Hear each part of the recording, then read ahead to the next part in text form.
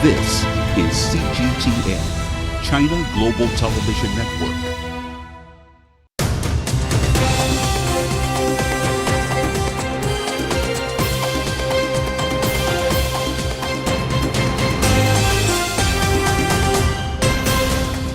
Hello, welcome to The World Today on CGTN. Live from Beijing, I'm Pan Dong. We start with the Legislative Council election in Hong Kong. It's the first such election after the improvement of the electoral system in the Special Administrative Region under the principle of patriots administering Hong Kong. Polling stations have already opened, including 3 on its border with Shenzhen, for the convenience of Hong Kong voters on the mainland. For the latest on that, let's cross live to our reporters Yang Chengxi in Hong Kong and He Weiwei in Shenzhen. Let me start with you, Chengxi. You're at one of the polling stations in Hong Kong, as I understand. Give a sense of the atmosphere and also tell us more about the voting process on Sunday. Hi, Pandang. Now I'm in front of the Queen's College polling station. Now it is the voting is starting as we speak at 8:30 a.m. and about half an hour ago we've already seen lines forming in front of the polling station of voters coming in to vote. Now the voting is expected to be wrapped up at 10:30 p.m. this evening. Voters will come out to over 600 polling stations across the city to cast their vote, and the voting for the election committee constituencies will take place at the Hong Kong Convention and Exhibition Center in Wan Chai. Now, the city's anti-corruption agency, the ICAC, has dispatched over 800 officers across polling stations to make sure that this is a clean election. Now, the government has provided free public transportation from subway to tram cars to buses to encourage more voters to come out and vote on Sunday. Now, the voting for the geographical constituencies will be done by digital voting this time. So according to election officials, the results are expected to be out earlier than previous editions of elections. Now, according to election officials, the results for these geographical constituencies will be out on Monday morning, early Monday morning. Now, the results for the election committee constituencies should be out about 3 to 4 hours after polling closes at 10:30 p.m. And the votes for the functional constituencies might take the longest to count, and it should be out by noon on Monday. Pandang? Thank you very much, our reporter Yang Chengxi in Hong Kong. As we mentioned earlier, 3 polling stations are also open on the border between Hong Kong and Shenzhen on the mainland. This is unprecedented for LegCo elections in Hong Kong. For more on that, let's cross live to our reporter He Weiwei in Shenzhen. Weiwei, tell us more about the purpose of this move.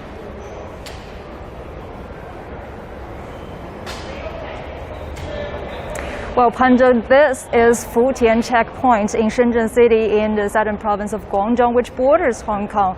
And it is also one of the 3 polling stations set up on the border of Shenzhen and Hong Kong. Such arrangement is a new arrangement in the history of Hong Kong's Legislative Council election, which enables Hong Kong voters living in the mainland to cross the border to Hong Kong to cast their ballots and then come back to the mainland and be exempted from a 14-day quarantine. And here, actually, this area is the border check area, and today with CGTN got a special permission to cover here.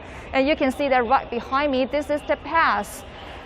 The voting just started at 8:30 a.m. and now voters are coming in. They're passing through the check desks over there, and then they will cross the border to Hong Kong, where they can cast their ballots, and then right away they will come back to the mainland. The whole process only takes a few minutes. And earlier I spoke to some of the Hong Kong voters to see what they have to say about the polling today. Take a listen. Although I work in Guangzhou now, I still care about Hong Kong affairs. I worried that I could not go back to Hong Kong to cast a vote due to the pandemic. It's convenient that we can vote on the mainland. I hope the new Legislative Council can help speed up the development of Hong Kong and make Hong Kong more united. No more violent protests, no more chaos. I hope Hong Kong will be more harmonious, united, dynamic and innovative in the future. The country is prosperous, and people live and work in peace and commitment. This is what we ordinary citizens want to see the most. Hong Kong must go forward. We need a system that can support the government to maintain smooth operation in the region. Hong Kong is a city with unique advantages. I hope that under one country, two systems, and the leadership of the central government, Hong Kong will continue to play its role as a window to the world and keep developing.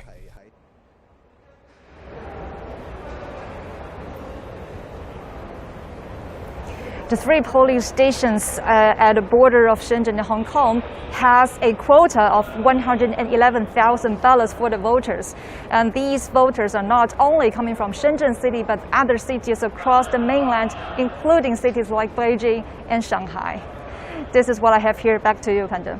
Thank you very much. Our reporter He Weiwei in Shenzhen. Now this is happening now. The Legislative Council election is underway in Hong Kong on Sunday, and it's the first such election after the improvement of the electoral system in the Special Administrative Region, and CGTN will keep you updated on that throughout the day. Now let's take a look at how the improved electoral system in Hong Kong works. Yang Chengxi again. Hong Kong is in election mode. After an electoral reform this year, the December Legislative Council polls come with major changes. First, in the composition of the legislature. It's been expanded from 70 to 90 seats. Previously, the geographical constituencies, made up of directly elected lawmakers, as well as the functional constituencies, made up of trade-based representatives, each take up half the seats. Now, both constituencies have been shrunk, and 40 seats are created for the Election Committee, a powerful body that elects the city's chief executive. Under new rules, all candidates must have secured at least 10 nominations from the election committee to be qualified to run for this election. That means both the chief executive and the legislature will have a common social base, share similar political and policy positions, and that would urge both the chief executive and the legislature to work together. But even if all 40 members from the election committee agree with the chief executive on a particular bill, the government still needs the support from the geographical and functional constituencies to reach a majority for the bill to pass. This is to ensure checks and balances in the legislature. A second major change, the way to elect geographical seats have been revised as well. In the past, they were generated through a method called proportional representation, which experts say facilitated implacable confrontation in politics. For example, in 2016, one candidate only received 6.6% of the total votes in his district, but under proportional representation, he won a seat in a 6-seat constituency. He showed up at the swearing-in session bearing a flag that says Hong Kong is not China. They filibuster, they disrupt the order of the Legislative Council, they deliberately held up the examination and passage of laws. Political scholar Lau Siu-kai was among those who proposed to change proportional representation to a 2-seat, 1-vote system, where every district has 2 seats and the 2 candidates who receive the most amount of votes win. This is to make sure the fringe radical political factions won't enter LegCo. All the candidates contesting the elections under this 2-seat, 1-vote system will have to concentrate their political platform to appeal to the mainstream opinion in the electoral district. That means only the moderates among the candidates can win. Lau said in the new political order, friction between the executive and legislature is still unavoidable, given the constitutional duty of the latter to check and balance the former. But this friction will become manageable, and that the city's leaders can join hands in solving economic and social issues. Yang Chengxi, CGTN, Hong Kong. For more insights into the LegCo election in Hong Kong, we have 2 guests with us in our Beijing studio. We have political and economics affairs commentator, Mr. Ina Tangen. And joining us from Hong Kong is Dr. Lee Hoi Simon. He's the convener of the Basic Law Promotion Steering Committee Working Group on Teachers and Students. And more importantly, for this occasion, Dr. Lee is a candidate for the LegCo from the commercial subsector of the Election Committee. Thank you very much for joining us. So let me start with you, Dr. Lee. Obviously, you have a stake in the voting process this time. So let me refer you to the words from Hong Kong Chief Executive Carrie Lam. She said, this election will be an important departure for Hong Kong to move forward. As a candidate in this, how do you understand the term move forward? Yeah, I think it's really a move forward because as we all know that Hong Kong has experienced a very hard time, chaos and instability for the past years, and we get back to peace after the national security law is implemented, and now we improve the electoral system, and therefore we can. It is the time, and we are able to move forward for Hong Kong, move forward economically and the stability of the society in order to solve the so many accumulated social problems and people's livelihood. So having said that, let's go back a little bit. And this March, China's National People's Congress adopted a decision to improve Hong Kong's electoral system. Dr. Lee, so are you implying that this is totally necessary? Yeah, it's totally necessary because under the new system, we now can achieve the balanced participation. What means the balanced participation is not only talking about in the past, we only have political parties member, they can join, they are able to join the election. But now we can see in this election, we have different kind of expertise, professionals, or they from different fields, they can join in the election and as a candidate. Right, Mr. Tangen, we know the central principle of such improvement in electoral systems in Hong Kong is to ensure those who govern Hong Kong are patriots. How do you understand this move? Well, this is, of course, going to be very controversial. People outside of China will say, oh my goodness, they're just packing the legislature. But the fact is, this is not about process. I mean, too often throughout the world in democracies, they say, oh, it's all about the process. Who is involved in things like this? But actually, it's about planning and implementation. So just like on the mainland, there's this expectation that Hong Kong has to start solving the problems rather than talking about them. And this is very, very much key to how, quote, Hong Kong will move forward. I mean, for many, many years, the same exact social problems were allowed to fester, resulting in widespread discontentment, which a lot of people took as the fault of the mainland, when in fact it was the fault of the system that they had in place.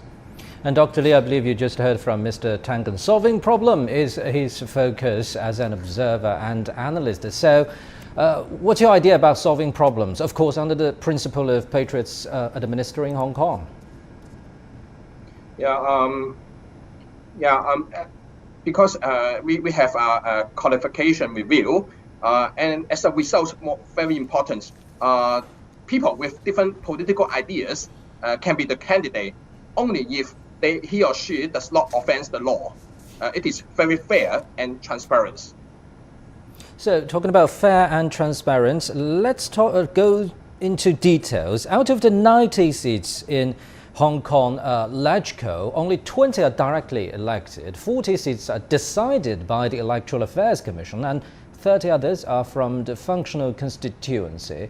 Tell us more about the transparency in this, Dr. Lee. For the Electoral Committee constituency, candidates or the members from these constituents, they can think more, or they can propose policies more on the benefits of the whole Hong Kong society and the whole Hong Kong, but not for only a particular sector of interest.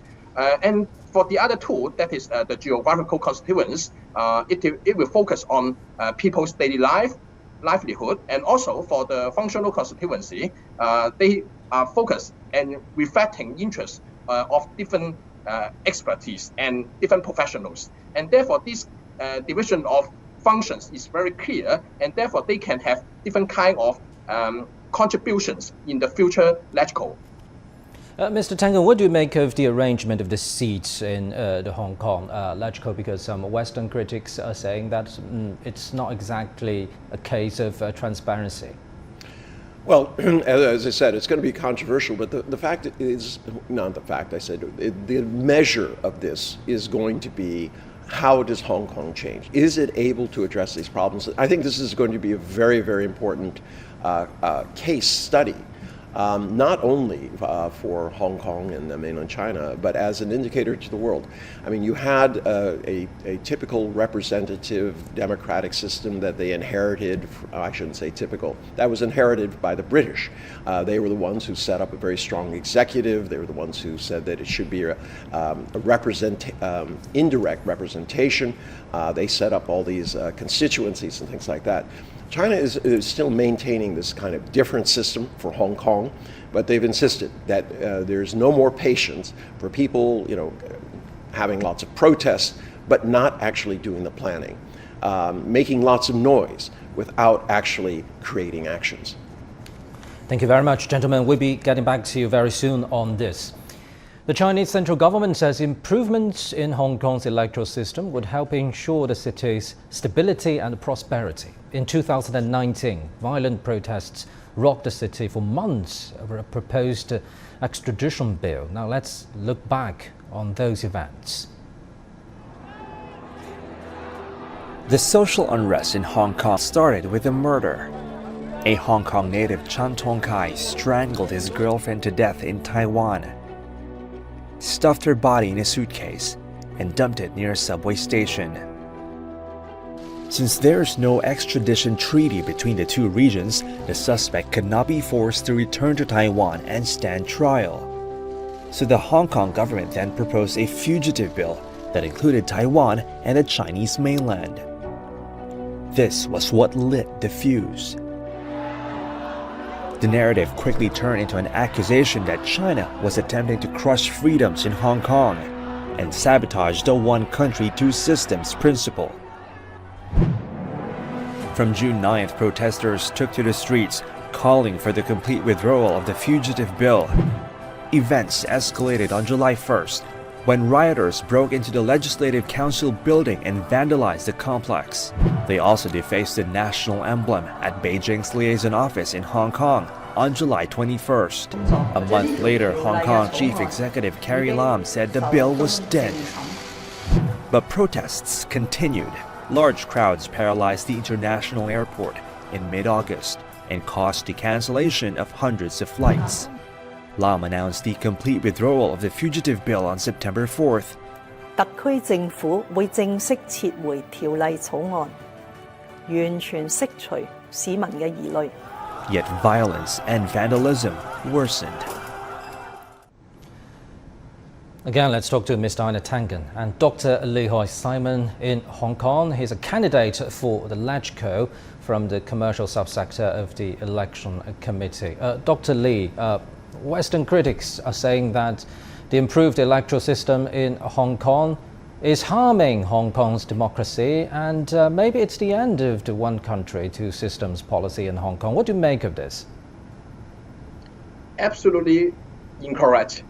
Yeah, because as we have to understand that in a society like Hong Kong, we have different kind of interest demand, and that means the demand for the government and for the policies are very diversified. And under such a kind of different demand, and now under the new system, we have different kind of representative for them. That is a balanced participation under the basic law, what is mentioned in the basic law. And in the LegCo, under this new system, we have different kind of representative, and in order to bring up a better interest aggregation than before. And therefore, the criticism is absolutely incorrect. And the new system is getting a better interest aggregation and a better balanced participation. Mr. Tangen, what do you make of this? Well, I mean, you know, everybody is used to the system that they have and they believe in it, and that's fine. But there are many systems around the world. There's no such thing as one democratic system. And quite frankly, you know, it's not about the system, it's about the results. If you tell me, you know, proudly that, oh yes, I can go out there and vote for whoever I want. Unfortunately, the government never does the things that are necessary for society. I mean, what you saw earlier in those films was complete chaos. You had people in the streets literally trying to tear down the fabric of society. People were not safe. So the government had to act. The first duty of a government is to make sure that you are safe in your home, on the streets, etc. The second duty is to answer the needs of society. So at this point, Beijing sees the need to make sure that Hong Kong is a functioning entity. And that means you had to get rid of these people who were dedicated to literally tearing it down or somehow declaring that Hong Kong was independent. This is not the right. This is why the U.S. fought a civil war, because part of it wanted to just say, no, we're going to move off. That's not what countries do. So it's hypocritical for people outside Hong Kong to be making these judgments about a system that was broken, who have not given any idea of how it would be fixed. China's done very well for the last 40 years. If you look at democratic processes outside and around the world, they have not.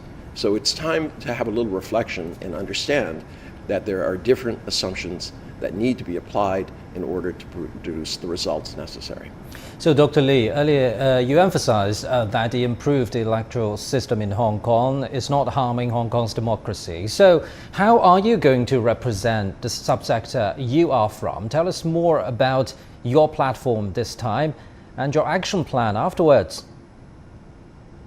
Yeah, we of course have to have discussion and learn more about different kind of interest demand from not only my commercial sector but for the whole society. And therefore, although we have we are now voted by 1,500 voters, but what we had to do in the past 2 months is to get in touch with all the sectors, all different kind of segments in the whole society, in order to know more about what they want or what they expect for our new LegCo. In the future, it will be going on, and we will do the same thing, not only on a specific sector of people, but involving the whole society. And after that, we will try to get policies research, and also to try to get some kind of aggregation of ideas, and then we will make our own proposal to the government. And also we will discuss with the executive, with the government, in order to get a better policies for different aspects in the society of Hong Kong. Mr. Tangen, what results are you expecting from this time's LegCo election in Hong Kong? Well, I expect a smooth election. I can't say which of the 153 candidates are going to win. I'm not close enough to the political situation. But in the end, the real results that matter will be 1 year from now, when we start to see what they've done. I mean, right now, what I hear is there are going to be 90 representatives, and hopefully there aren't 90 different plans. There needs to be one plan. People need to sit down, discuss, and represent their constituencies. But that doesn't mean everyone comes up with a plan and says, look, my plan over yours. Thank you very much. Independent political and economic affairs commentator Mr. Inan Tangen and Dr. Lee Hoi Simon, a candidate for the LegCo from the commercial subsector of the Election Committee in Hong Kong.